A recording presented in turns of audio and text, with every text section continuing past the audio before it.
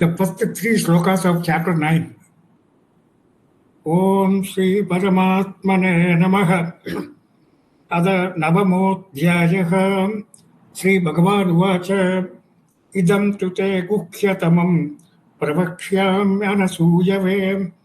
Jnanam vijnana sakitam yajnatva mokshase shubhat.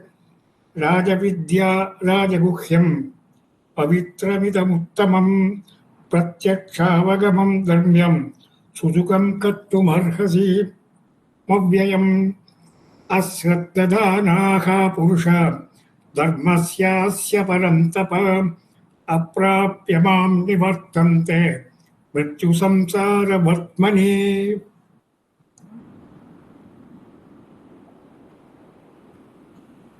The first two slokas is talking about the glory of this Atma Vidya, Brahma Vidya, Brahma Jnanam. He said this is a Raja Guhyam. It is of all the Jnanams, this is a highest Jnanam. That is why it's called a secret. Guhya Tamam. Best, good, best, better, best. So this is a superlative good. Pravakshyami, I will teach you. Anasuyave, that is the quality of Arjuna. He cannot find fault with anybody. The one who can find fault with others, they cannot attain this knowledge. That is why Lord Krishna is teaching this to Arjuna. Jnanam Vijnana Sakitam. I will teach you the knowledge and also how to transform yourself with this knowledge. That is called Jnanam Vijnana Sakitam. Yajnatva Mokshyase Shubhat.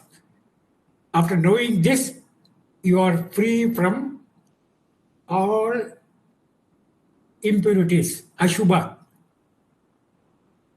Also, samsara. From this samsara, you will be freed. Then in the second line, so for second sloka, Rajavidya Rajaguhyam. This is the king of knowledge and the king of secrets. Pavitram. Pavitram idam uttamam. Uttamam pavitram. The most purest of this. This knowledge will give you 100% purity. When I say pavitram, see, we all go to Varanasi and take a dip in Ganges. So when you take a dip in Ganges, the sins you have committed till such time, that will be washed off.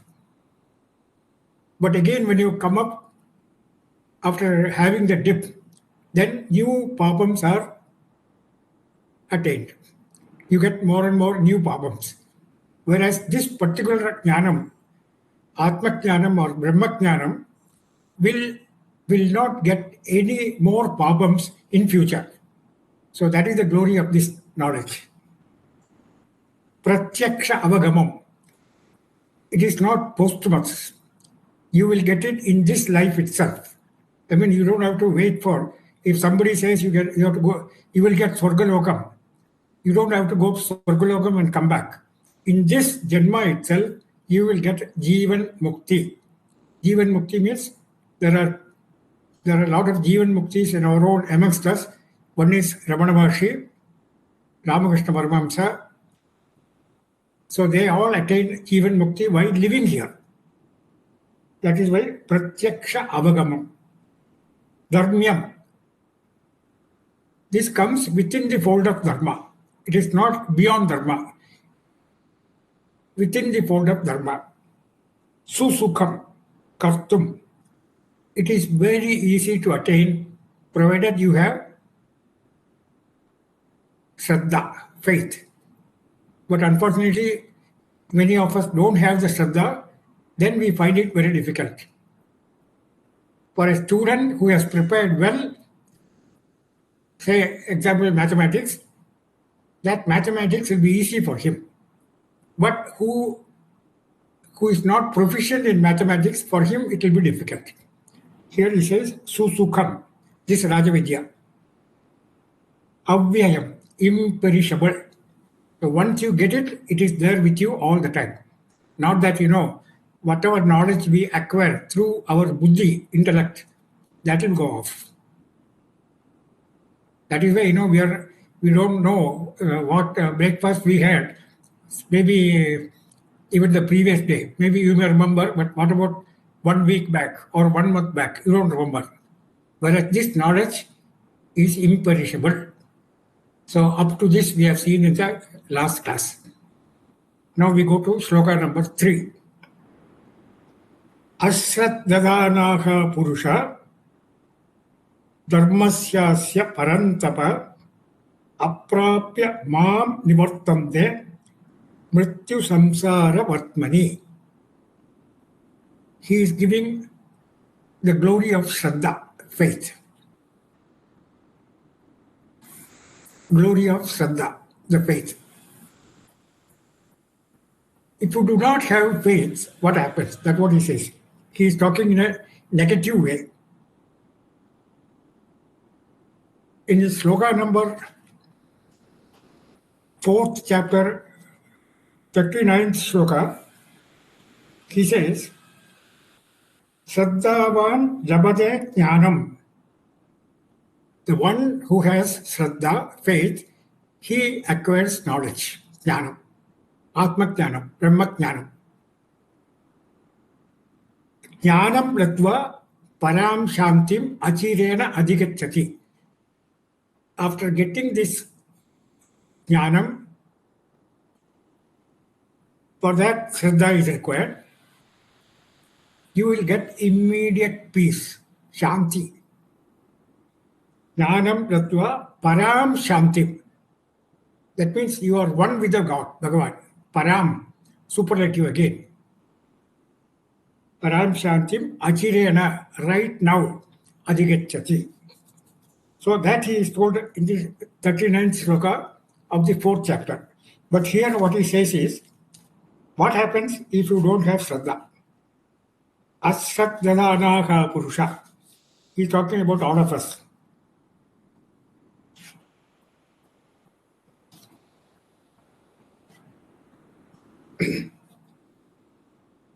Parantapa means he is addressing Arjuna. Have your attention in me. Dharmasyas, this Brahmajnanam. You need Shraddha in 3 parts. First of all, you should know what is the nature of Brahma Swarupam, Brahmajnana Swarupam.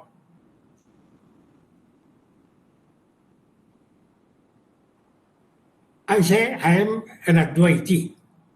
That means I don't have any duality, Advaiti, Advaitam. So that is, if you have doubt on itself, then itself you become Asratdhanaha. So our teaching, Advaita teaching, that is our scriptural teaching, is talking about only one, Nityam. There is no second. That is the Advaitam. Second is the instruments to achieve this knowledge, that is called Jnana Sadhanam.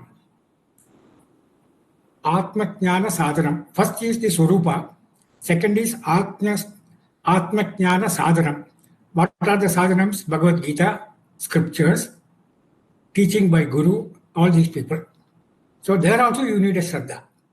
If you don't have Shraddha on those things, then also there is no purpose. You will not attain. And the third is, if you have this knowledge of this Brahmajnanam, the result will be, the fruits will be that you will be free from this samsara. So that's what he says, free from this samsara.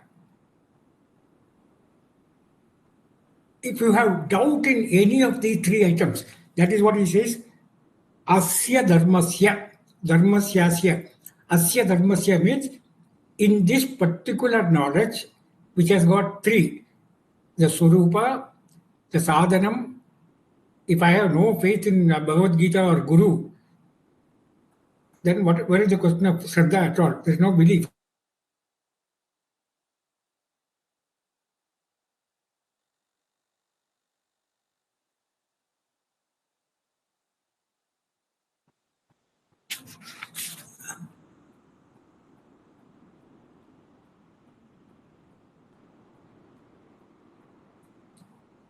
Faith is to believe what we do not see.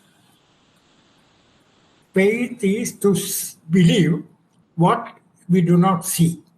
So we listen from Guru, you are Bhagavan, you are God. But we doubt. But if you have faith in Guru, you will accept it. And the reward of this faith is to see what we believe. And the reward of this faith is to see what we believe. Saint Augustine. So he has given this beautiful definition. Faith is to believe what we do not see, and the reward of this faith is to see what we believe. There was a Mahatma, so somebody went and asked him, do you believe in God? They asked him, do you believe in God? He said, no. He's a Mahatma. He says, I know Bhagavan. I know the Lord. So when he knows the Lord, there is no belief required. So you can see the Shraddha is the first step to get this Jnanam. So once you get Jnanam, then Shraddha is not required. So Shraddha is a step to get Jnanam. The word Shraddha, Shraddha is called truth. Da means one who is holding the truth. Shraddha, he is a Shraddha. He is as good as a Jnana. That is why Shraddhavan labhate Jnanam. So if you have Shraddha, see in the second chapter, he has said, Vyavasayatmika buddhi. Vyavasayatmika buddhi means you should have a definite goal in your life. If you do not have any goal, then we will be going around here and there. I mean, we will not get anything. Jack of all trades, but you don't know anything about it. Any of the subject you know deeply. So if you have a nichayena bhukti, nichaya bhukti means determined goal that I want to get this Brahmajnanam, then the step is first you believe in what the Guru says, Shastra, Guru Vakyam, and then get this Jnanam, and then you have Jivan Mukti. So the steps are like that. So Shraddha plays a very important role in this context. So Shraddhavan Sat Ashraddhadanaha Purusha Dharmasyasya Parantava Aprapya Mam Nivartande. Aprapya means the one who has not obtained this knowledge, Brahmajnanam. If you have not obtained this Brahmajnanam, then what happens is you return back. I mean, you stay where you are. Where you are going to stay now? Mrityu samsara vartmani. Mrityu samsara vartmani. Vartmani is the path. In the previous 8 chapters, he has given 3 paths. One is Krishna Gati, Shukla Gati, Adho Gati. So we will all if you do not have Shraddha, in the teachings of these scriptures and Bhagavad Gita, whatever it is, naturally your ultimate end will be Mrityu Samsara Vartmani. You will follow the same path that Adhogati, lower path. What is Mrityu Samsara? Punarapi Jananam, Punarapi Maranam. That is a cycle. I mean, sir, there's nothing wrong in following those dogmas also, because if you should have a goal is I want to achieve this Brahma Vidya, Atma Jnanam. If you have that goal in mind, then actually you will have Shraddha. You should develop Shraddha. And what type of person you should be? Anasuya way, Anasuya. I mean, you cannot criticize the teacher, criticize the Shastras, criticize everybody. Because we always say that this is Kali Yuga. I will only get what I deserve. No, that is a defeatist attitude.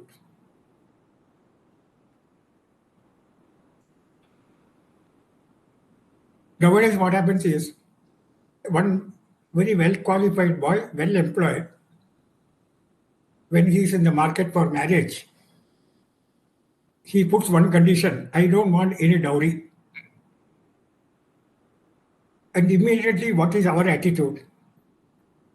In spite of his qualification and well-to-do life and all that, if he does not want any dowry, our immediate suspicion is that he might have some deficiency. I mean, we are not analyzing it properly. We should find out why he is talking like that and then proceed further. But at first glance, our attitude is that he has some deficiency, so I don't want to give my so-and-so to this boy. Again, Bhagavan says, this jnanam is available everywhere. You can see the discourses taking place all over India, even in the world also. We have got so many gurus right now, like Nachur Venkataraman, Swami Paramarthananda, Swami Chinmayananda, Swami Dayananda Saraswati. They are not charging anything, no fees at all. But even then, people are not going there. If you want to, for your money-making process, suppose you want to join a computer course, for example, Java, they charge you some 50,000 rupees for a 2 months course, and that too 2 hours a week. There we are willing to pay. Good, Shraddha is there because you have some goal. So similarly here, you should have a goal. What is your goal? That I want to be free from this samsara. Mrityu samsara vartmani. There is a way out. Liberation is available. So for that liberation, you should try towards that.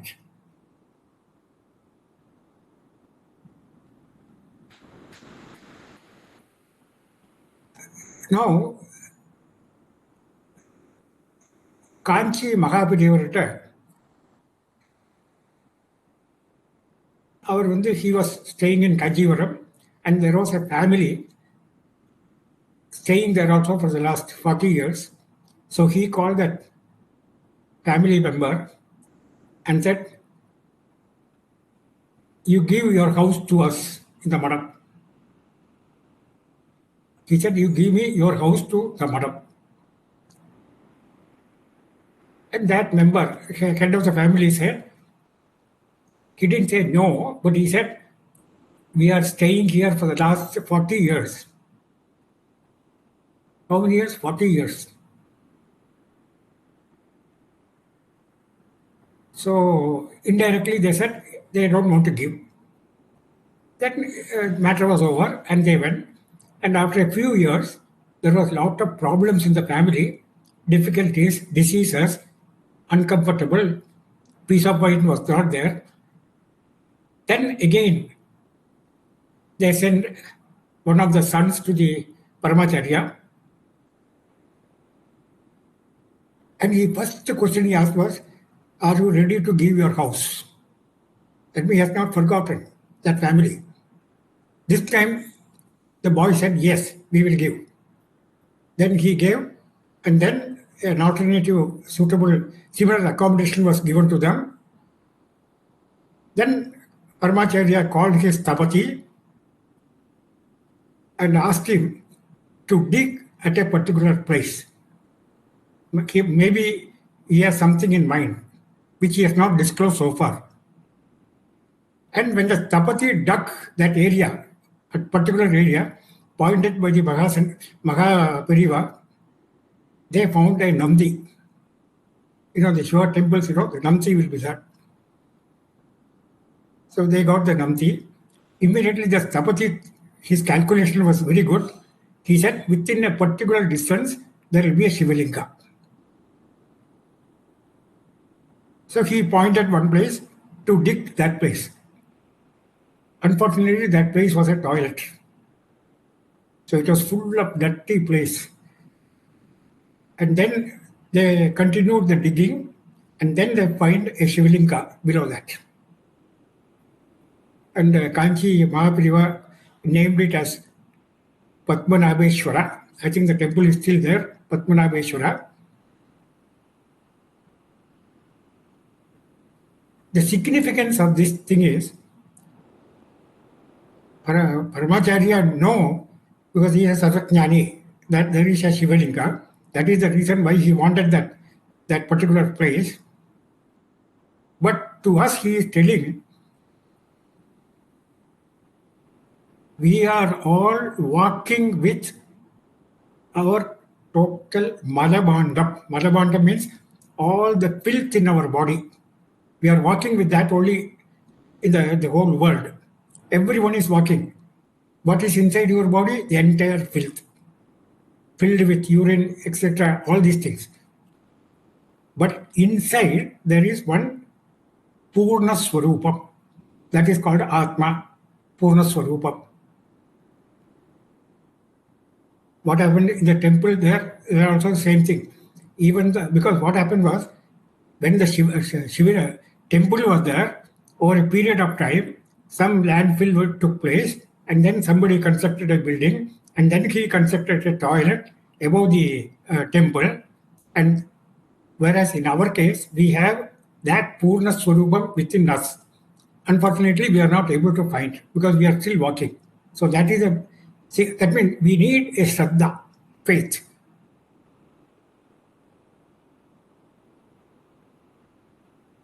So you can imagine the benefits of this Shraddha.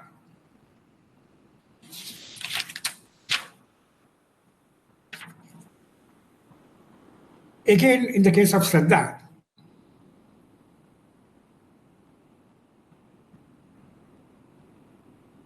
I say, I get a thought of anger. I thought I'm getting a thought of anger. Now, this anger, does it possess me or I possess the anger? Does the anger possess me or I possess the anger? If it possesses me, doesn't matter, nothing happens. But if I possess, I become angry. Thought is there. I possess it and I become angry. And after some time, I become totally relieved from the anger.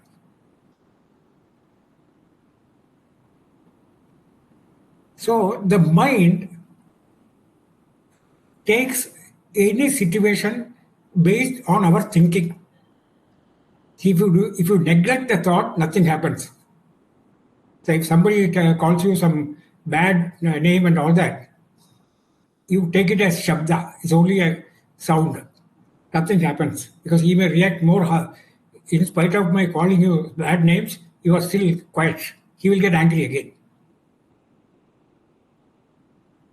So where does the Shraddha here? Shraddha is, you have to be totally aware that the thoughts are not making me angry, thoughts are not making me jealousy or hatred, but when I possess that, then that becomes a bad habit for me. So this can be removed by Shraddha. So the moment the thought comes, I should have alertness. Yes, the anger is not belonging to me. So I should not own this. So that is a Shraddha.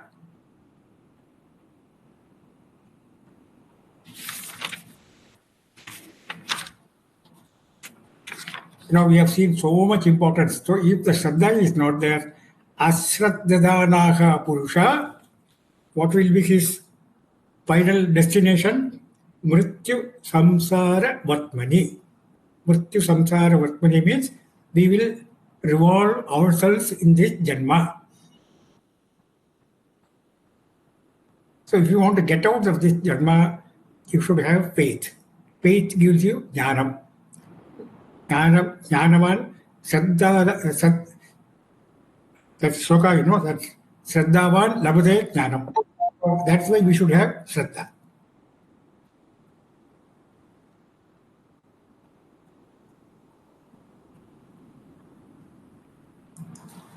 So now we go to, so we have seen the first three shlokas are giving what Bhagavan wants to teach in this Gita, in this particular chapter.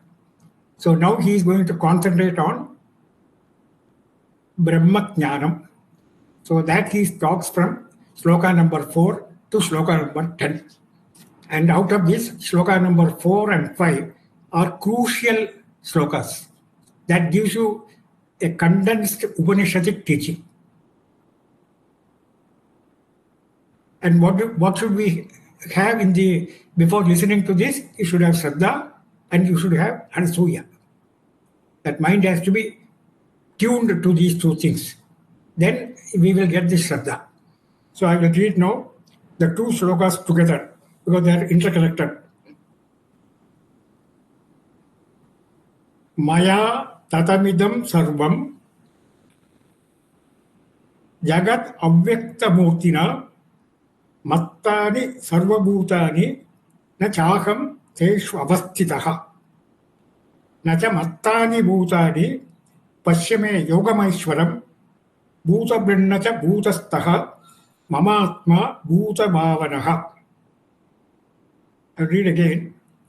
Maya tatamidam sarvam jagat avyakta murtina mattani sarvabhutani na chaham teshu avasthitaha na cha mattani bhutani pashyame yogamaishwaram bhutabrinna cha bhutastaha mamatma bhutabhavanaha.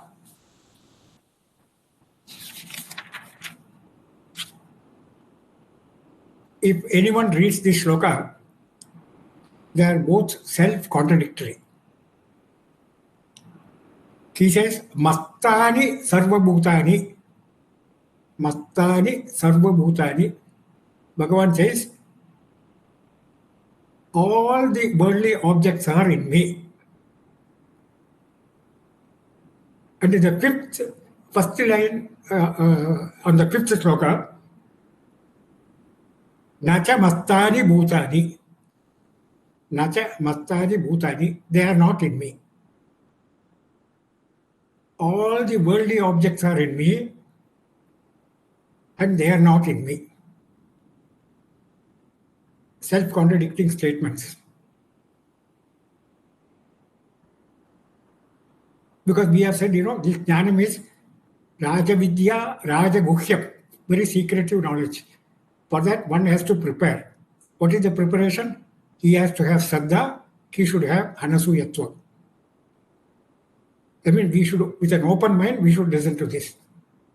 It may be contradictory in the beginning, but maybe after the 10th sloka is over, he may get some sense of why this contradicting has been told, why it is, first of all, it is not there. So he says, Maya idam sarvam jagade tatam.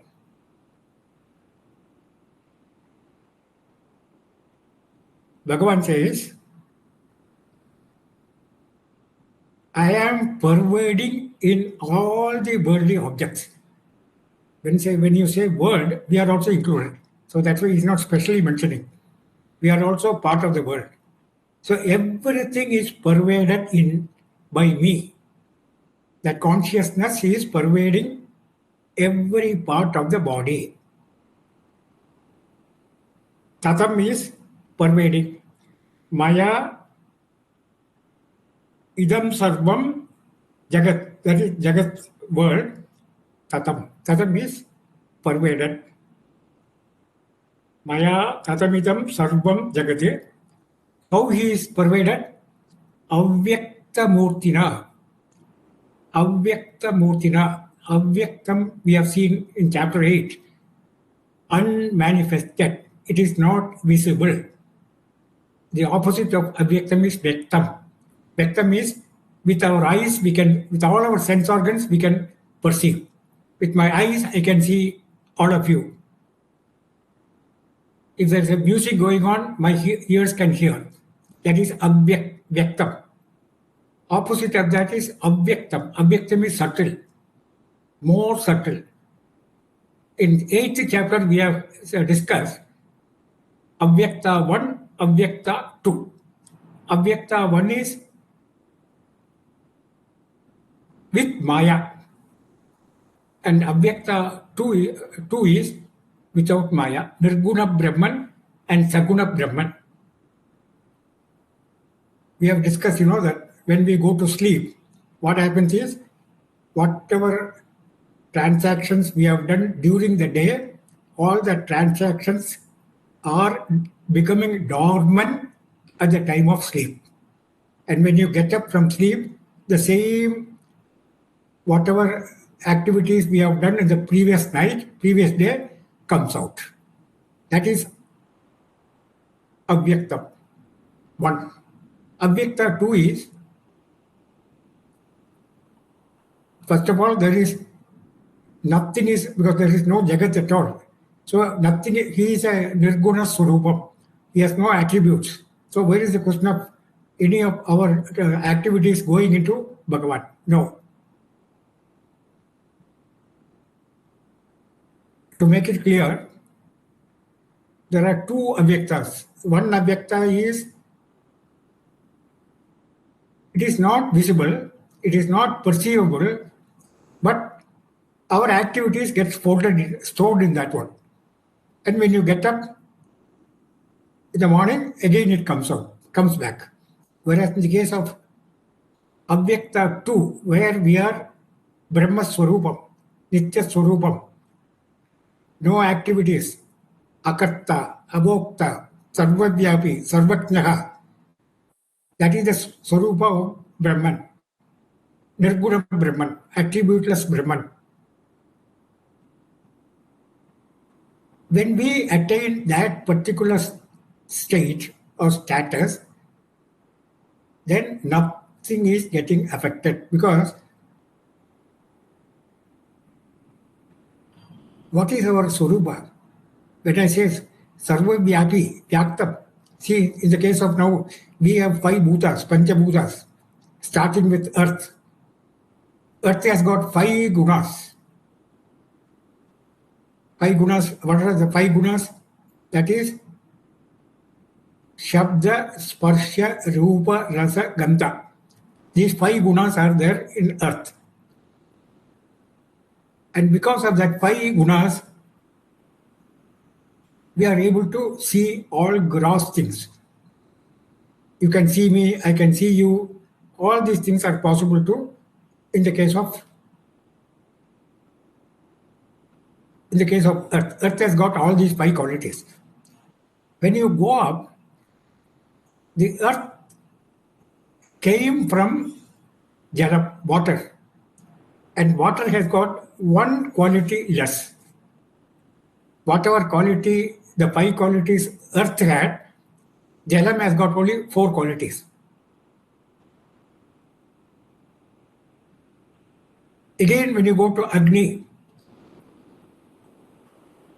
has got only 3 qualities. So it is still subtler. Again, when you go to Vayu, it has got only 2 qualities. Shabda and Sparsha, only 2. That is why it is still finer, subtler, pervading more. And when you go to space has got only Shabda. So it has no color, it has no order, it has no Swarupa, it has no touch. So that is why it's called a space. And above the space is the Brahman. So Brahman is the subtlest of the all people. So that when it is subtlest means it is pervading everywhere. In the scientific language, in the medical language, see first they are now taking X-ray. First, the doctor sees the body, physical body, but he does not know what is happening inside. Then he'll say, okay, take one X-ray. So X-ray gives a two-dimensional view. What is, how your heart is behaving and all that. Then they go to echocardiogram. And then they go to nuclear scanning. Nuclear scanning gives you still finer details of the body, especially when you've got a heart blocks in the heart. If they want to locate exactly where the blocks are, so they go for nuclear scanning. So nuclear scanning gives you, the X-ray gives you X amount of vision. The nuclear scan will give you maybe 3 to 4 times that. That means you can pinpoint the exact location of the block. See, when I see a drop of a blood with my eyes, I just see one small drop coming and it is reddish in color. But if I use an electron microscope means it will give you entire structure of that blood. So even in our own scientific field, if this is possible, so you can imagine if it is the still finer things are available, like telescope. If somebody looks at the any of the say planet, they will see with the naked eyes the planet, but they may not get any idea. But they use a telescope. So when they use the telescope, they will see the rings around the Saturn and all that. That's how they make the study. So subtler means the Brahman is the subtlest of all the people, of all the elements. So that is why it is called Sarvajnaha. He knows everything. So the pervasiveness is proportional to the subtleness. We are only seeing the grass now. Even with the grass, with the eyes, I can only see what is in front. You cannot see what is at the back. I mean, you cannot say you're a Sarvajna. You have a limited span of knowledge available with you. Whereas if you see this, if you have this Brahmajnanam, Rajavidya, which is hidden, Rajaguhyam, then you can imagine what will be the type of knowledge you will get. That is the Brahmavidya. So he says, Maya tatamidam sarvam jagat avyakta murtina. When you say avyakta murtina, we say Ramamurti, Krishnamurti. Murti is only his Swarupa, essence. So the Swarupa of Brahman is avyakta murti. So he has given two qualities now. One is Sarvagadam, all pervading. The other is avyaktam, not perceptible to any of the instruments available. Then he says, the next line, Mattani sarvabhutani. Mattani sarvabhutani. All the elements, all the objects in the world are mastani, are in me. All the world objects, including me, we are all in Bhagavan. First statement, one statement, first. Then he says, Na cha aham teshu avastitaha. Aham teshu, in them, avastitaha. Na cha aham teshu avastitaha. But the Brahman says, I am not in them. All of them are in me, but I am not in them.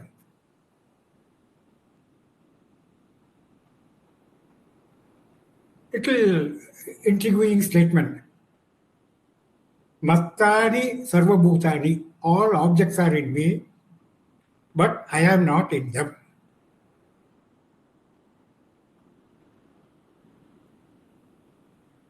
Then next line he says, Nacha Mastani Bhutani. Mastani Na Bhutani. No Bhutams are there in me. No elements are there in me. No parts are there in me. Now, this will be made clear with an example. There is a cinema screen. Cinema screen, what happens? We are projecting some film. Assuming that screen can talk, they only have, for understanding the significance, the screen can talk now. The screen says, all the pictures, films are projected on me. Correct statement. Mattani sarvabhutani. So all the films are projected in me. Good statement, correct statement, step one. And then the next says is, the screen says, I am not in them. The screen says, I am not in them. It's also correct, because if the screening of the film is over, naturally the screen remains as it is. So if it is there, it will also go along with them. No. So they are separate. Mattani sarvabhutani aham teshu na avasthitaha. So that means they are not in me. Okay. Now the screen is over and the picture is gone. Screen remains as it is. But then the screen says there are no pictures. There are no film at all, no screening at all. He says all the pictures are in me. Now he says nothing is in me. There are no film at all. Self-contradictory statement. And for that, the screen, which is talking now, he says, suppose there is a scene where it is shot in Varanasi and somebody taking a bath in the Ganges, and one spectator from the audience, from the cinema theater, he wants to take a bath, he goes immediately to the screen with his towel and all that. Can he take a bath? Screen is there. The rivers are there. So what you see in the picture, river, the Ganges, is only an apparent this one. So it is not a real state. Again, I will make it clear. Screen is now talking. All the films are projected on me. Okay.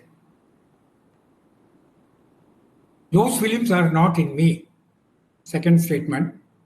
And the third statement, there are no films. No projections at all, because they are anityam, false. Is only apparent. It is unreal.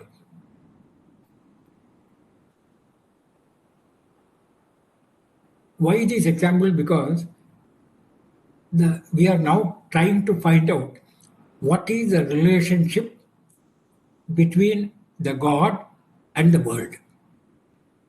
Relationship between the Lord, Bhagavan, and us. We all think, that we are all, Bhagavan is somewhere, I am here. There is a Dvaita Bhavam. Dvaita Bhavam means there are two entities. God is there, I am there. Dvaita. But Bhagavan says, you are not there at all. Bhagavan says, I am only there. That I is Aham. Only Aham Asmi. So to convey this, he says that there is no Dvaita Bhavam. He is now telling in the first line, Mastani Sarva Bhutani, agrees. These are all steps in the beginning. When you want to climb a staircase to go to the first floor, suppose there are 10 steps, you cannot put your leg on the 10th step itself. So you have to go by step. So first step is good, that there is Bhagavan, there is I am there. So I have a Dvaita Bhava.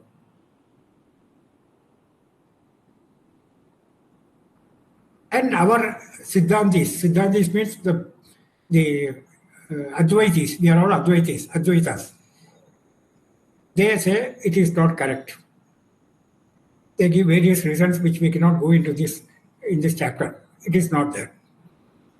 Then comes another fellow coming,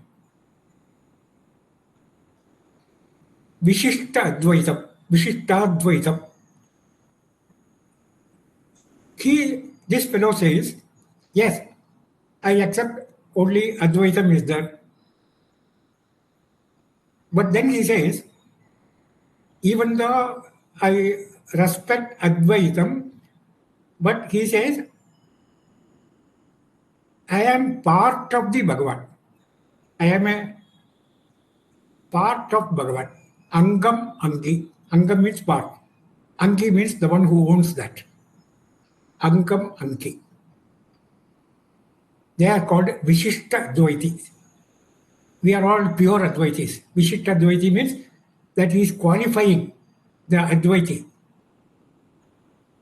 He is self-contradicting himself. How he is self-contradicting? If somebody says, I am sleeping, can a sleeping person can talk? I am sleeping. Self-contradictory. Same thing.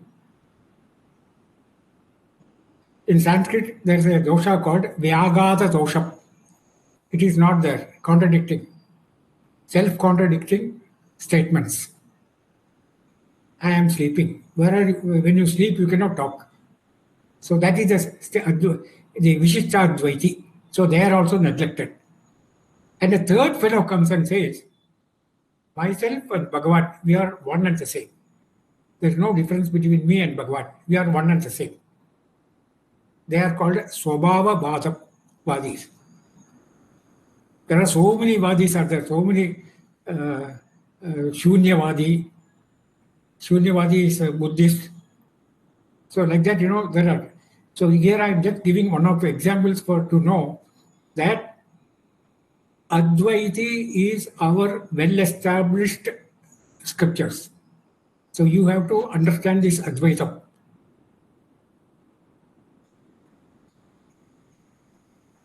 So that is why he says,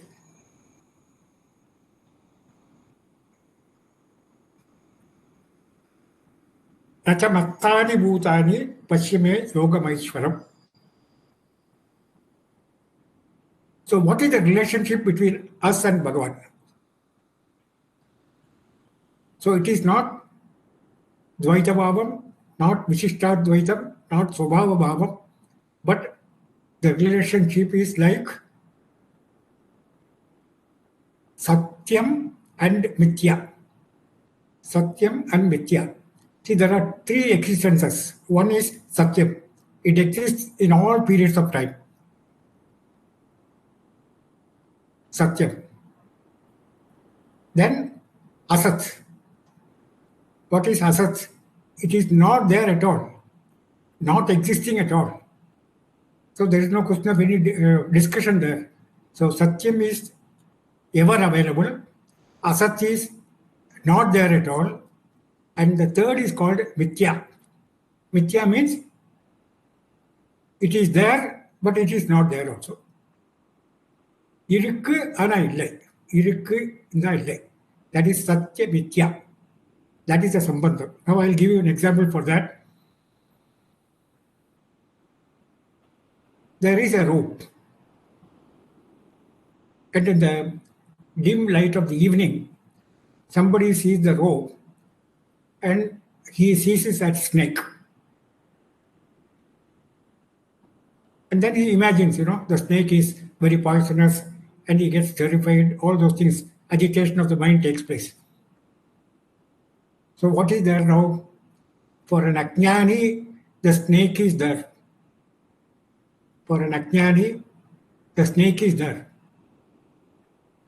Somebody comes in with a torch and show the torch on the rope. Then what that fellow says, Ajnani, he says only rope. So there are two things. Rope is there, snake is there. Rope is seen by Jnani. Snake is seen by Ajnani. And the moment he knows it is rope, what happened to the snake? If there was a snake, snake will go away. But there is no snake at all because we have superimposed that snake on the rope. So similarly here, Nacha mastani bhutani. When there is no snake, where is the question of existence of snake? But Irik, snake was there when an Ajnani is seeing. When he comes to, when he gets Jnanam, then he says there is no snake at all, only rope. Snake was not there at all. So similarly here, Brahman and Jagat. Brahma Satyam, Jagan Mithya. Brahman is only Satyam. Jagat is Mithya. For an Ajnani, it is there. For all of us, it is there. But for a Jnani, only Bhagavan is there. Brahma Satyam, Jagan Mithya, Jivo Brahmaiva na apara. So what is the relationship now between two things are there? One is real, one is unreal. So that is the relationship between us and Bhagavan. So if you look at it now, we are not there at all. We are only a Nama Rupa. We only got some name and form.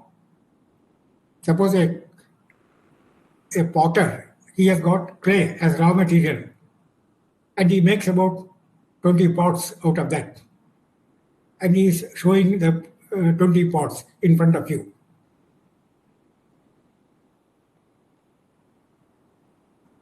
What has he done? The potter has taken the clay and converted into 20 pots. And each pot has got different capacities. So many liters it can hold. Some shape is different. And this one. So that means the clay has become pots. How the clay has become pots? Clay plus Nama Rupam. What is Nama Rupam? You give a shape and you give a name. Nama Rupam. So clay plus Nama Rupam is pot. If you remove the Nama Rupa, only clay is there. If somebody wants, I want only Nama Rupa, not the clay, is it possible? That means Nama Rupa is not there at all. It is not real. That is what is called as. So pots are there when you look from pot angle. But if you look from clay angle, pots are not there. If I see a wooden elephant, a child will say it is elephant, nicely made and all that. But a timber specialist, when he sees, he will only see the timber. What quality of timber? High quality timber. So when he sees the timber, he does not see the elephant. The boy, when he sees the elephant, he does not see the wood. So this is the relationship between Satya Mithya. So I think it is enough load today. Everybody has to think very deeply because but if we understand these two shlokas, I think the further study of Bhagavad Gita will be very, very interesting. And that is why it's called a Rajagukhyam. So the secret has to be exposed. If the secret is known, even in ordinary case, if I know one secret and if somebody knows a secret and he tells me, I am very happy. Happy news maybe, So this is Rajagukhyam. So if you can know this Brahmajnanam, we are Satchid Ananda Swarupam. That means we will be ever existing secured, no dependence on anything. We are Purna Swarupam. So that is this Jnanam which is being given in these two shlokas. So we will take it up in the next class. Further continue on this next week. Om Purnamada Purnamidam Purna Purnamudachyate Purnasya Purnamadaya Purnameva Vashishyate Harihi Om Sri Gurubhyo Namaha Harihi